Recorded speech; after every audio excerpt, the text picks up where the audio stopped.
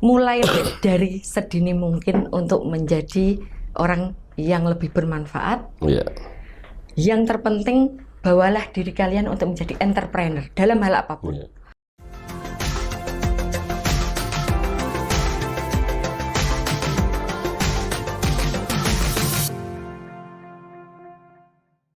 Kemudian terkait dengan BUMDes ya, ini nyebrang sedikit gitu. Ya nggak apa-apa. Terkait dengan BUMDes, saya justru melihat benang merah yang tidak putus malah antara UMKM, desa, perekonomian desa, dalam hal ini ada BUMDes, kemudian terkait politik, karena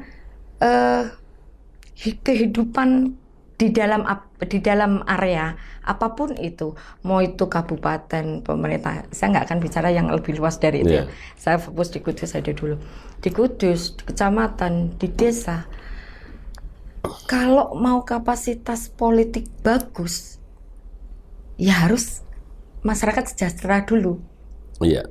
Jadi kemarin kalau saya ngikuti podcastnya Bang Kumis, ada terkait dengan politik dan lain sebagainya, saya berpikir banyak sekali, bahkan di luar podcastnya Bang Kumis itu bicara terkait politik harus bersih, money politik bla bla bla gitu ya. Itu bagus, memang harus didorong begitu. Tetapi akar masalahnya harus diselesaikan, yaitu di ekonomi. Nah, ekonomi subjeknya sebenarnya ada di desa. Gitu. Kalau pemerintah kabupaten bisa mengkoordinir, kemudian bisa mensupport, bisa memotivasi, bisa memfasilitasi, bisa semuanya yang tugasnya pemerintah itu menjadi desa ini punya keberanian untuk mandiri, itu yang harus dilakukan, Pak. Gitu. Makanya saya bahas berkaitan dengan ekonomi desa itu, karena sekarang ini dengan adanya pandemi COVID-19 ini, kemudian kebijakan pemerintah itu ada dana alokasi untuk daerah. Dalam hal ini juga saya berbicara tentang dana desa. Itu tidak boleh digunakan untuk pembangunan sarana prasarana. Hanya boleh dipergunakan untuk sarpras, itu hanya kuotanya kecil, dan itu pun harus berkaitan dengan ekonomi kemasyarakatan, karena pandemi COVID-19 ini kan kemudian memporak-porandakan perekonomian masyarakat, kan begitu. Nah, di sini saya bicara BUMDes itu, apabila BUMDes ini kemudian bisa maju, ini kan ada di provinsi lain, Bu, yang jenengan tahulah, ada sebuah desa yang kemudian BUMDes itu omsetnya miliaran itu loh. Padahal itu kan BUMDes itu kan milik masyarakat desa gitu loh. Apa saran Bu Haji Sarah berkaitan dengan kebijakan itu seharusnya pemerintah desa dilakukan?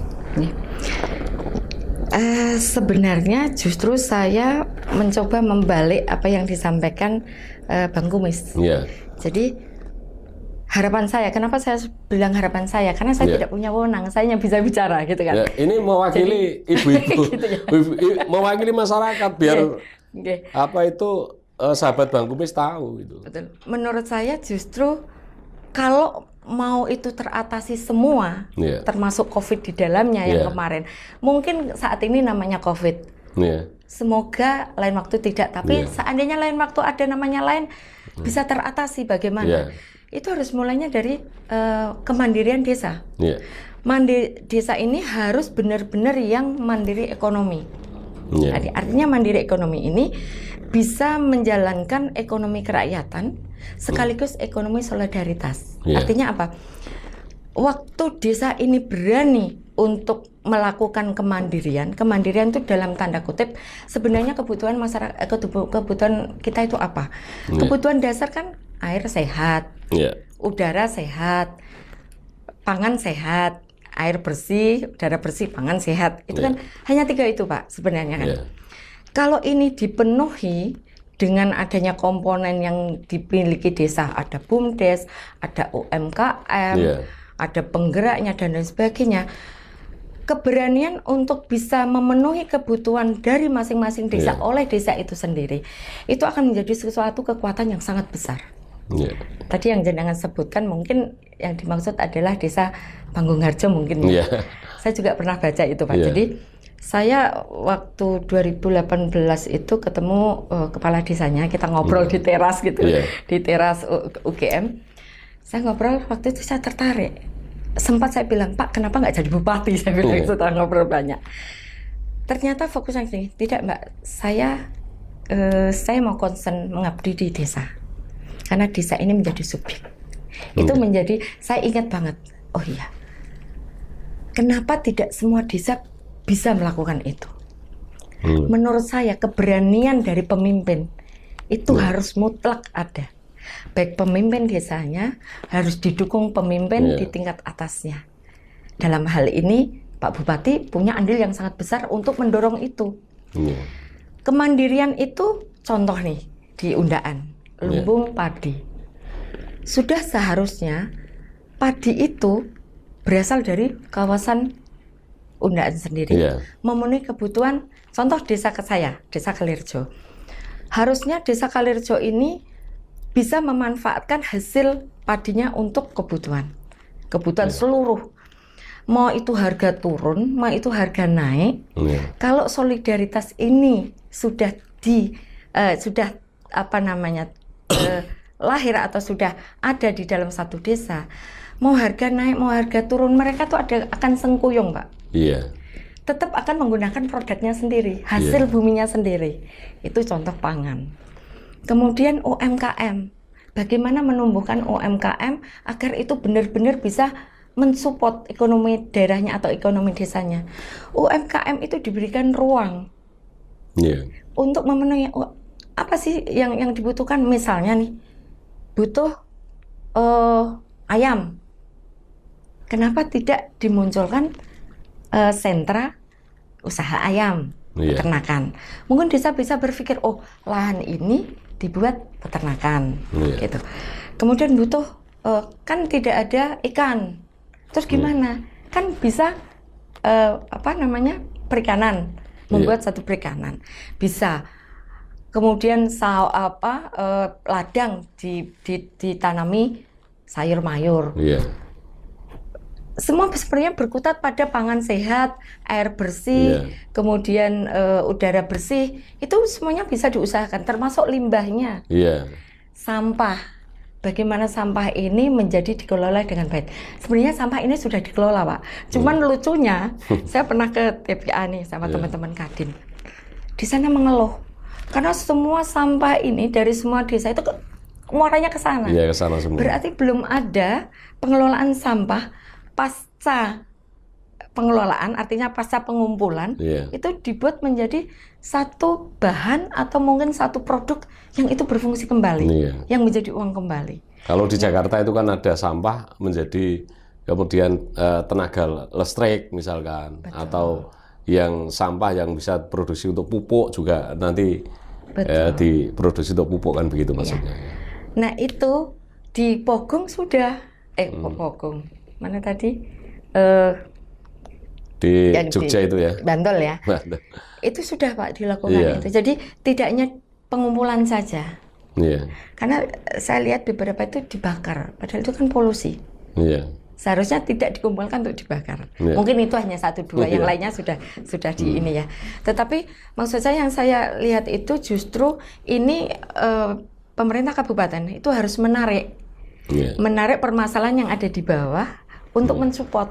Ini masalahnya kayak sampah nih, harus dibutuhkan apa untuk dibikin sentralisasi. Misalnya di sentra ini pengolahan untuk plastik, di sentra ini untuk pengumpulan, sehingga semua permasalahan ini bisa teratasi secara koordinatif. Dan itu bisa dilakukan masing-masing desa ya. Tapi tidak melulu sampah misalkan ya. Betul. Jelantah minyak. Nah, itu kan banyak. Bisa jadi energi. Kemudian pasar. Loh, dengan ekonomi solidaritas, Pak, artinya solidaritas antar, misalnya saya penjahit, jenengan mungkin dodol beras gitu ya, Karena terbiasa jahit ke saya beli berasnya ke sana. Ini terjadi market tidak? Nah, saling menguntungkan. Betul. Sebenarnya market ini kalau dipupuk itu bisa menjadi satu market besar di desa. Kalau kemudian menjadi keterbiasaan. Betul. Itu bisa menjadi seluruhnya bisa dipenuhi oleh desa sendiri. Tidak harus modal, tidak bicara modal, Pak. Kalau sudah ekonomi solidaritas, apa yang dia punya ini akan menjadi timbal balik, saling menguntungkan satu sama lain. Kemudian pasar tadi sudah. Kemarin saya baca itu selain pasar, apalagi ya? Saking antusias. Ya, yang pasti terkait COVID. Nah, ada satu bencana. Kadang kalau kita yang saat ini ada di desa kan menunggu bantuan, Pak. Memang ada sebagian yang pakai PAD, tapi kan tetap nunggu bantuan. Tapi kenapa desa tersebut yang kita sebut tadi itu mampu sendiri, Pak?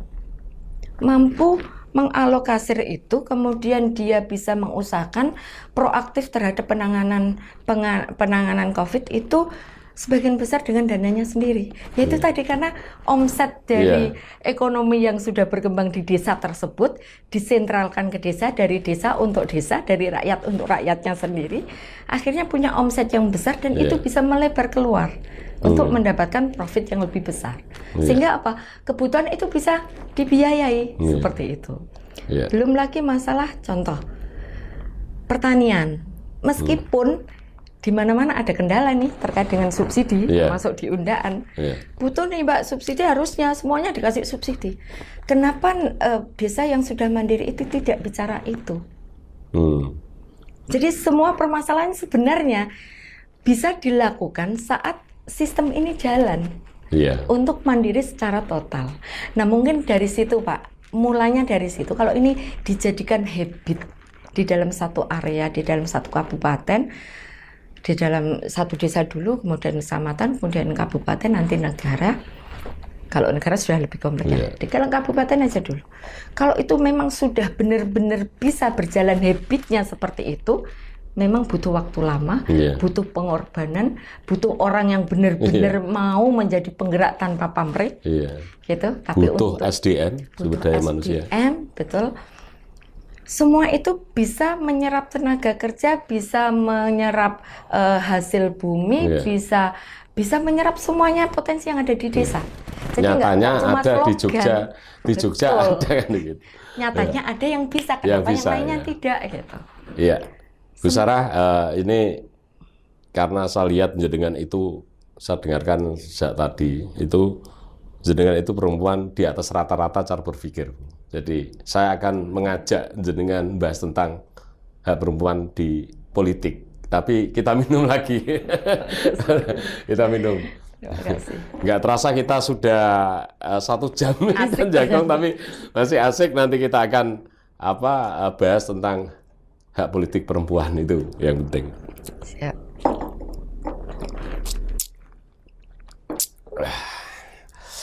Baik, Bu Hajah, sekarang saya akan bahas berkaitan dengan hak politik perempuan, karena perempuan itu harus melek politik, harus ada keterlibatan berpolitik, karena negara ini bisa berdiri karena para pendiri bangsa ini, para founding father dulu itu mereka berkumpul dengan rekan-rekannya. Ada Tan Malaka, ada Syahrir, kemudian ada Cokro Aminoto pada waktu itu pendiri bangsa itu. Beliau-beliau ini berpolitik, kemudian negara ini kemudian merdeka tanggal 17 Agustus 1945. Lah, saya akan membicarakan politik berkaitan dengan jenengan, karena jenengan ini perempuan kedua yang saya undang di sini dan berbicara tentang tadi UMKM, ada tentang perekonomian, tentang karir. Itu saya kira sudah banyak kita bahas. Nah, kita berbicara politik. Apakah menurut panjenengan undang-undang yang sekarang ini sudah berpihak pada gender, pada status gender seorang perempuan?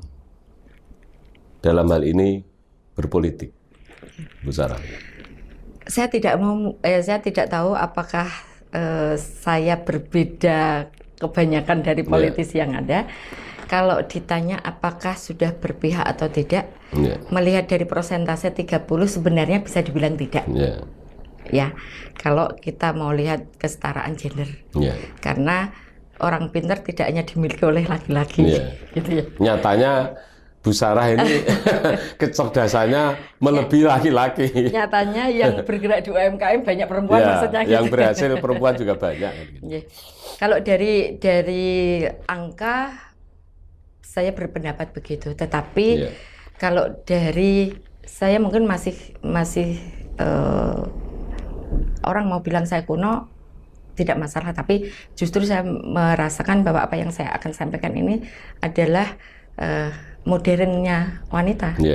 Dengan 30% yang diberikan kuota ini sebenarnya justru menghargai wanita. Gitu. Karena wanita itu untuk berpolitik dia kan menjadi kesempatan sekunder. Sebenarnya begitu. Karena saya usah potong. Karena misalkan kuota wanita ini kemudian sama 50-50, nanti yang ngurus anak-anak nggak ada. Betul. Makanya 30% itu sudah dihitung gitu loh, bahwa keterlibatan wanita itu jangan separuh gitu loh. Betul. Jadi 30%. Tapi kalau bicara 30% ini apakah terpenuhi atau tidak, nah itu permasalahan, Pak. Ya kan. Jadi saat ini yang saya lihat, saya tidak tahu persis Pak, apakah yang di Kudus itu sudah 30% atau tidak? Anggota Dewan sekarang ini dari 45 itu hanya 3%, hanya 7% karena hanya 3. Hanya 7%. Berarti jauh dari 30%. Jauh dari 30%. Sebenarnya 30% ini menjadi angka yang ideal kalau menurut saya. Angka yang ideal terkait dengan kapasitas peran dari seorang wanita. 30% ini harusnya terpenuhi. Karena sebenarnya kalau kita lihat sejarahnya dari zaman kemerdekaan, dari apa itu sebenarnya kan ada Dewi Sartika, meskipun belum 30%, ada R.A. Kartini, ada. Semakin kesini semakin banyak perempuan-perempuan yang cerdas, gitu. Karena memang ada efek dari pendidikan yang setara. 30% ini seharusnya dipenuhi, Pak. Dipenuhi, tidak hanya semua wanita. Kenapa? Sebenarnya politik itu perlu seni seorang ibu. Saya baru bicara di sini. Perlu seni seorang ibu agar politik ini bisa fair. Karena kalau bapak semua, non sewu, ini bukan bermaksud menyudutkan. Kalau bapak semua lebih kebawa kepada pikiran, maksudnya yang jalan lebih banyak yang rasionalnya. Sementara di masyarakat itu kan banyak juga yang harus dikendalikan dengan perasaan. Meskipun perasaan tidak harus melo, tidak harus laki-laki itu selalu menggunakan logika, kemudian wanita itu menggunakan perasaan. Tapi saat wanita itu menggunakan logikanya, dia akan lengkap. Ini saya harus suarakan suara wanita ini. Lengkap. Jadi logikanya akan, kalau dia pinter, cerdas, dia akan cerdas sekali karena seluruh indranya dia gunakan, gitu. Seluruh kemampuan psikis, psikologisnya dia bisa gunakan. Nah, kembali lagi, seharusnya kalau saya, menurut saya sih 30% itu dipenuhi, dan kalau di Kudus baru 7%. Kenapa tidak perempuan ini maju? Gitu. Tadi kan begini, termasuk juga maju ke bupati. Makanya saya mau bahas itu sebenarnya. Jadi gini, ketika tingkat keterpilihan itu hanya 7%, ini jangan menyalahkan partai politik, jangan menyalahkan wadah untuk ikut berpartisipasi dalam politik. Karena apa? Sudah dikasih kuota 30%, seharusnya karena perempuan itu kan sama. Artinya hak pilih perempuan itu sama laki-laki itu kan sama. Betul. Bahkan lebih banyak wanita kan begitu. Seharusnya wanita itu memilih wanita itu sendiri. Kenapa kemudian memilih laki-laki? Sehingga tingkat keterpilihannya itu tidak ada 30%. Seharusnya ada kan. Ini bukan salah partai politik, tapi pemilih yang menentukan begitu. Betul. Jadi di masyarakat dimanapun, termasuk di Kudus, edukasi ini memang harus dilakukan, termasuk oleh lembaga politik juga, gitu ya. Artinya edukasi untuk menyadarkan, atau bukan, kalau menyadarkan berarti dulunya tidak sadar, ya, bukan seperti itu. Artinya menggugah para perempuan ini untuk berani berkiprah, satu. Tetapi waktu ada yang berkiprah juga harus yang qualified, sehingga bisa menjadi figur, bisa menjadi orang yang bisa diberikan amanah. Setidaknya begitu. Tetapi kita tidak pungkiri juga bahwa waktu yang maju itu namanya laki-laki. Kemudian kita kalau bicara politik nggak cuma masalah ini aja, Pak. Ada masalah hal-hal lain terkait dengan habit, kultur masyarakat yang mungkin quote and quote uang dan lain sebagainya. Larinya ke bapak, iya kan? Kemudian siapa yang ada di sana yang lebih kuat? Itu tidak bisa di-just satu bahwa kenapa perempuan tidak memilih perempuan, tidak bisa begitu, karena kompleks. Gitu. Tetapi memang harus ada kesadaran lebih dari para perempuan untuk mulai melihat kalau saya perempuan, saya punya kepentingan perempuan, mestinya ada yang mewakili untuk bisa bersuara. Nah, mungkin itu memang harus ada edukasi lebih lanjut. Baik. Itu. Begini, Bu Sarah. Kalau jenengan membicarakan berkaitan dengan kos politik tadi ya, bahwa yang megang uang itu biasanya laki-laki ya, suaminya. Kemudian ketika perempuan maju sebagai calon legislatif, kemudian keterpilihannya itu tidak sesuai dengan kuota yang tadi 30%, bahkan di Kudus hanya 7%. Tapi ada kabupaten lain yang ternyata ada bupati perempuan. Di Sragen itu perempuan, kemudian di Grobogan itu perempuan, kemudian Ratu Atut itu gubernur Banten juga perempuan, Tangerang Selatan itu juga perempuan, kemudian yang sekarang ini lagi rame kena OTT itu Probolinggo itu juga perempuan. Artinya memang kultur Kabupaten Kudus dengan yang lain itu berbeda, tapi nyatanya perempuan juga dapat tempat kemudian terpilih. Tetapi saya akan bicarakan di Kudus ini, Bu Sarah. Di Kudus ini belum ada sejarah bupati ini perempuan. Barangkali kalau Bu Sarah ini nyalon bupati malah saya mendukung Bu Sarah ini. Bagaimana pendapat Bu Sarah berkaitan dengan bupati tidak pernah di Kudus itu terpilih perempuan gitu. Kalau wakil ada, sahabat kita Bu Ania itu dulu juga wakil bupati gitu. Mungkin karena di Kudus ini belum ada yang berani inisiatif perempuan maju bupati. Sudah pernah ada. Sudah pernah. 2018 ada. Ya nyalon. Bu Hartini. Ya, itu kan perempuan itu. Ya, berarti ini. Oke. Berarti terpatahkan yang itu ya. Terpatahkan. Kembali lagi ke kultur satu. Kultur masyarakat yang harus dibuka kembali mindsetnya bahwa siapapun, termasuk saya pribadi, saya ingin mengatakan bahwa mau itu perempuan, mau itu laki-laki, selama punya capability, punya kapasitas, punya kemampuan untuk berpikir tentang kemajuan Kudus ini, kenapa tidak? Gitu. Dan itu selama punya visi misi yang visioner, yang merakyat, yang memang quote and quote harapan kan di depan, tidak di belakang. Yang harapan kita bahwa dia bisa membawa Kudus ini menjadi lebih maju, lebih bersih, kenapa enggak? Nah, kita butuh yang seperti itu, mau laki-laki atau perempuan. Karena saya perempuan, kalau ada perempuan bagaimana? Saya akan support 100%. Gitu ya. Insya Allah gitu.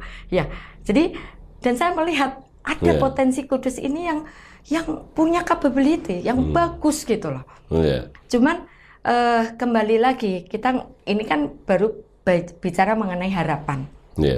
Akan banyak terjadi hal yang mungkin dipikirkan masyarakat, yang akan mempengaruhi pemilihan masyarakat. Prasyarat. Wani piro. Justru wani piro itu yang tadi kembali Pak, Kalau kita mau memangkas Wani Piro, ya, quote and quote habit kultur Wani Piro, pangkaslah dengan desa mandiri. Itu yang harusnya. Makanya kejar, jangan bicara politik Wani Piro. Wah, itu mesti gini. Akhirnya kenapa berkutat bahwa itu tidak mungkin terjadi? Bisa terjadi, tapi itu lakukan. Apalagi kalau misalnya ini ada bupati baru punya visi yang seperti itu, seiring dia bisa menjalankan itu, kenapa enggak gitu? Nah, toto ekonomi ini wetenge warak, milih mesti ora Wani Piro kan gitu ya. Dan tidak banyak masalah, gitu loh. Itu, insya Allah akan seperti itu. Jadi harapan kita sih, kalau saya pribadi mau siapapun bupatinya, mau laki-laki mau perempuan, yang penting punya visi yang quote and quote merakyat. Merakyat ini bukan dia harus turba, tidak, tetapi lebih berpihak kepada rakyat. Gitu lah. Jangan berpihak kepada ongkosku dulu berapa. Gitu. Kemudian kalau beliau sudah berpikir seperti itu, otomatis actionnya tuh akan mengarah ke sana terus. Manuver-manuvernya tuh pasti akan mengarah ke sana tersebut. Jangan bilang tidak mungkin bahwa Kudus ini bisa bersih. Sangat mungkin kalau pemerintah, kalau semua masyarakatnya bersama-sama punya niat dan punya action, punya kemauan yang sama untuk bersih. Itu yang penting dimiliki oleh seorang bupati di 2024 nanti. Gitu. Jadi kalau perempuan ada capability, kenapa tidak? Tapi kalau ternyata enggak, yang penting pimpinan, kalaupun laki-laki juga punya yang kapabilitasnya memenuhi seperti itu. Tapi benar kata Bu Sarah bahwa kos politik itu kan sangat tinggi, apalagi kita berbicara Kudus. Bahkan bukan hanya di Kudus sebetulnya. Hampir rata-rata. Ya, di seluruh Indonesia ini kita memalukan lah untuk pemilihan presiden, pemilihan gubernur, pemilihan legislatif, bupati, wakil bupati, pokoknya semua lah, bahkan pilkades itu kosnya sangat tinggi. Tapi ketika kosnya tinggi untuk pengeluaran calon-calon itu, saya kira tersandra oleh kosnya yang tinggi, pengeluaran yang tinggi. Kemudian wajar ketika sekarang ini ada kepala daerah, ada kepala desa yang kemudian kena kasus hukum gara-gara penyalahgunaan wewenang, yaitu korupsi, kolusi, dan nepotisme. Kalau nepotisme sekarang agak berkurang, tapi kolusi, nepotisme masih kental lah di Indonesia. Bahkan itu bukan hal yang memalukan. Kalau dulu menjadi biasa. Ya, sudah biasa. Ketangkep KPK misalnya ada kena hukum itu bilangnya, aku ini lagi apes. Sok gue nek apes kayak aku kecekel juga kan gitu. Ini artinya, semoga salah prediksi saya. Artinya semua orang ini punya kesempatan untuk itu. Hanya nunggu giliran apes awak atau orang kan begitu. Kemudian Bu Sarah, jenengan ini kan pernah kerja di perbankan, bahkan sudah di jabatan kabak ya. Artinya itu kan gajinya cukup tinggi lah kalau di perbankan swasta itu. Panjenengan memilih di wira swasta, tentu pertimbangan banyak. Bukan hanya masalah waktu kemudian banyak di keluarga, tetapi kan dari sisi pendapatan ini tentu berbeda. Sekarang dengan anane wani usaha mandiri, usaha di rumah itu kan pendapatannya saya yakin tinggi. Nah, ajakan dari seorang Hajah Sarah sarjana hukum ini apa untuk sesama kaum wanita agar supaya termotivasi, karena jenengan ini bisa memotivasi banyak orang. Monggo Bu Sarah. Tadi ada sedikit yang menarik dari yang disampaikan sebelumnya, Pak. Iya. Tapi sudah ganti topik nih. Oh, udah apa-apa, nggak dibahas lagi, udah apa-apa. Tadi yang sedikit menarik waktu melanjutkan Wani Piro. Iya. Ada apes. Nanti satu saat mungkin akan tiba gilirannya apes juga gitu. Iya. Yang saya mau tanyakan ke Bang Gumis pribadi. Iya. Bang Gumis percaya enggak bahwa masyarakat Kudus ini punya hati nurani? Masih banyak orang baik. Masih banyak orang baik. percaya enggak bahwa dengan satu kekuatan bersama, satu niat bersama, satu usaha bersama, bahwa dalam hal ini pemilihannya itu bisa benar-benar bersih. Bisa nggak diupayakan? Contoh aja di kecil aja dulu, di desa. Bisa nggak kira-kira di desa Kudus ini mampu untuk benar-benar pure tanpa kos? Saya kira memang untuk belakangan ini sulit, tapi harus diawali dari penegak hukum dulu. Masyarakat itu ya kita salahkan boleh, tapi ini karena sudah menjadi kebiasaan, maka masyarakat ini bahwa menerima uang untuk mempengaruhi, untuk mendukung orang itu dianggap itu biasa. Dia tidak tahu bahwa itu melanggar hukum, dia tidak tahu bahwa itu hal yang salah gitu loh. Maka penegak hukum yang seharusnya mulai gitu loh. Penegak hukum mempunyai peranan yang penting untuk itu. Yeah. Tetapi jauh lebih penting adalah role model. Kembali lagi saya terinspirasi karena di desa saya tuh kosnya bisa sampai 2M. Sama. Gitu. Sama. Wow. Kenapa nggak untuk usaha kalau kita sebenarnya. Tapi ya itu pilihan. Tetapi kenapa di satu desa yang tadi saya sebut mandiri itu ternyata berawalnya dari top leadernya, role modelnya itu berani untuk tidak melakukan money politik. 0%. Gitu. Artinya waktu itu memang benar-benar dia bisa mengaplikasikan dalam kesehariannya. Dia bisa menjadi role model. Bukannya tidak mungkin loh bahwa Wani Piro ini tadi bisa dijawab, bisa dihilangkan. Kembali lagi ke sana, mau atau tidak. Karena gini, sebenarnya kultur yang terbentuk ini, yang biasa sudah terima, itu akan kalah dengan hati nurani sebenarnya.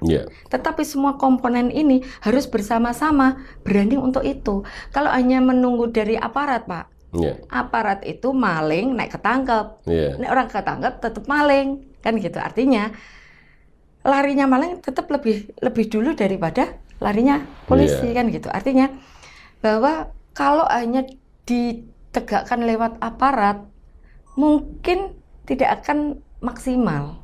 Maksud Bu Sarah itu masyarakat disadarkan bahwa ada keberanian dari leader atau calon pemimpin atau pemimpin, ada dukungan dari birokrasi, ada dukungan dari masyarakat untuk sadar, sehingga ini akan tercipta. Berapa lama? Bisa lama sekali, tapi bisa juga tidak lama. Gitu. Tergantung bagaimana ini bisa benar-benar diusahakan. Nah, saya hanya melihat bahwa itu bisa terjadi jika pucuk pimpinan di kabupaten ini mampu untuk men-push itu ke bawah. Ya, itu yang sulit. Makanya kita cari 2024 ini kita cari. Itu yang terkait dengan tadi, Pak. Saya udah plong ini. Mungkin yang menyambung yang tadi boleh diulang. Ya, tadi kan saya menanyakan bahwa jenengan pernah di perbankan, apalagi jabatan jenengan itu kan kabak. Kemudian memilih usaha di UMKM dan jenengan sebagai eksekutif direktur sebuah usaha bersama yaitu HNI. Berarti kan pendapat jenengan itu kan banyak itu loh. Kalau saya terlepas dari masalah waktu loh. Kalau saya berpikirnya hanya begini, Pak. Saya secara pribadi tadi sebenarnya secara umum kalau waktu kan. Kalau saya secara pribadi saya hanya berpikir bahwa mungkin karena jiwa saya ada marketingnya. Kalau potensi yang diberikan Tuhan ke saya, yang sebenarnya saya bisa eksplor, mungkin waktu itu saya berpikir mungkin akan lebih tereksplor kalau saya ada di ruang bebas. Gitu.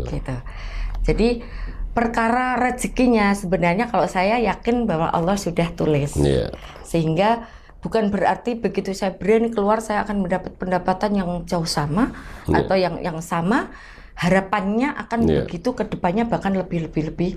Termasuk juga adanya ini sebenarnya kan ada sistem HNI itu yang kita bisa sampai ratusan juta. Harapannya begitu. Tetapi kembali saya akan dasarkan bahwa yang penting manusia itu berusaha maksimal. Berusaha maksimal, potensi yang sudah diberikan Tuhan ini digunakan semaksimal mungkin. Rezeki itu Allah yang sudah ngatur. Kalau saya itu.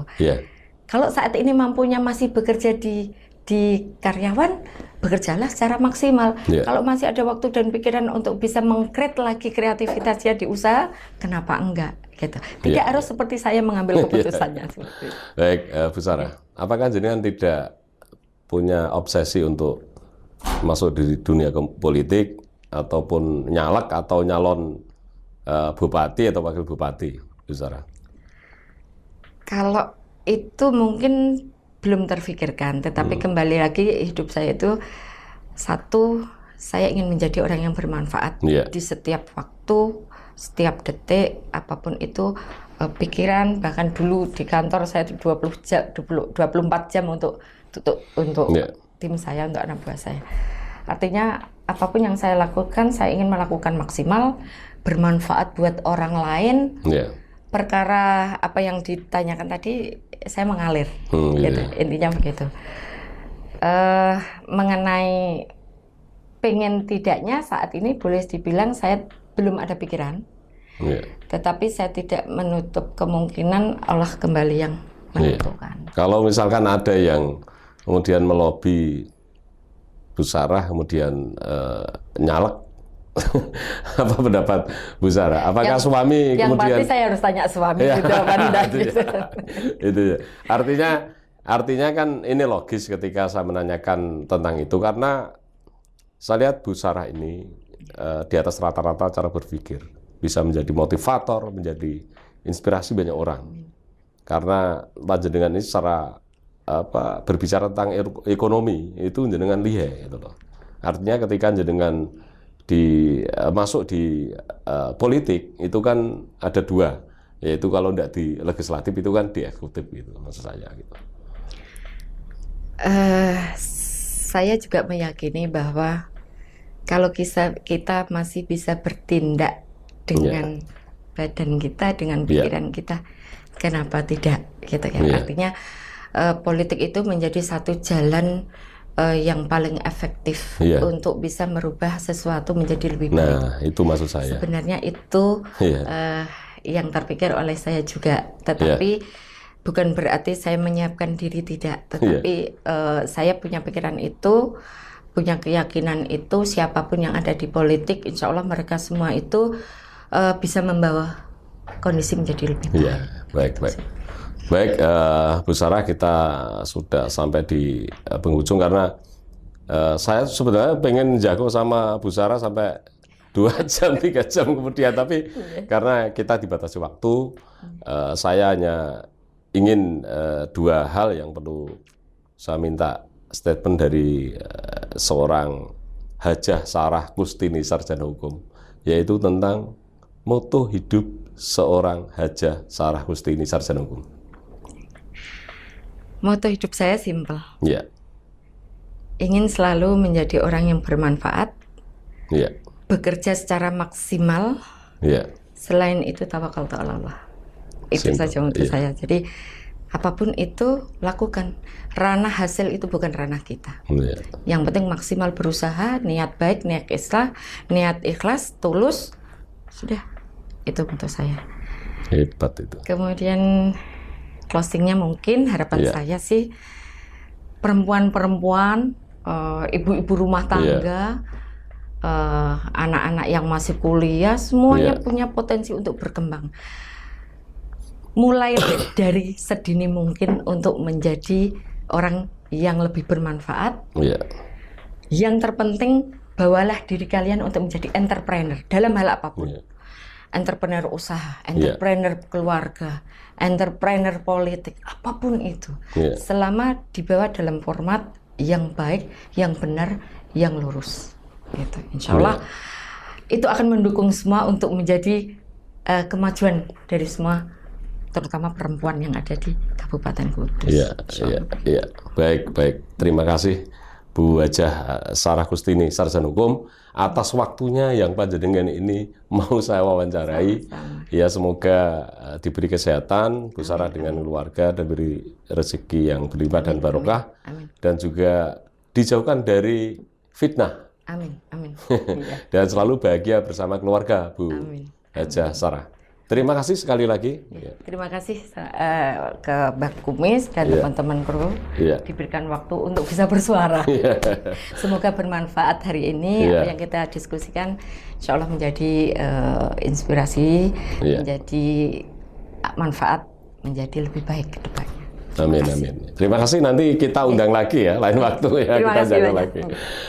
Baik, para sahabat Bang Kumis, hari ini saya berbahagia dan bangga karena bisa wawancara dengan seorang tokoh wanita yang sukses di bidangnya, yaitu Ibu Hajah Sarah Kustini, sarjana hukum. Beliau ini adalah seorang pengusaha yang sudah sukses, dan kemudian beliau ini adalah seorang wanita yang mampu memotivasi dan menjadi inspirasi banyak orang. Terkhusus adalah para kaum wanita di Indonesia dan khususnya di Kabupaten Kudus. Dan di sini saya hanya berpesan bahwa ada seorang manajer yang hebat, ada seorang dokter yang hebat, ada seorang motivator yang hebat. Siapa dia? Yaitu dialah adalah wanita. Karena wanita sebagai manajer yang hebat yang bisa mengelola keuangan keluarga, wanita menjadi dokter karena wanita bisa menjaga suami dan anak-anaknya, dan wanita menjadi motivator untuk anak-anaknya di kemudian hari. Karena dari wanita ini adalah negara ini tetap kokoh, dan bangsa dan negara inilah nantinya adalah terletak pada anak-anak yang notabene adalah dibimbing seorang wanita. Terima kasih. Jangan lupa subscribe, like, dan share video dari channel Bang Kumis ini.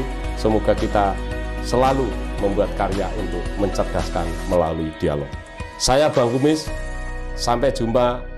Wassalamualaikum warahmatullahi wabarakatuh. Salam sehat. Assalamualaikum warahmatullahi wabarakatuh.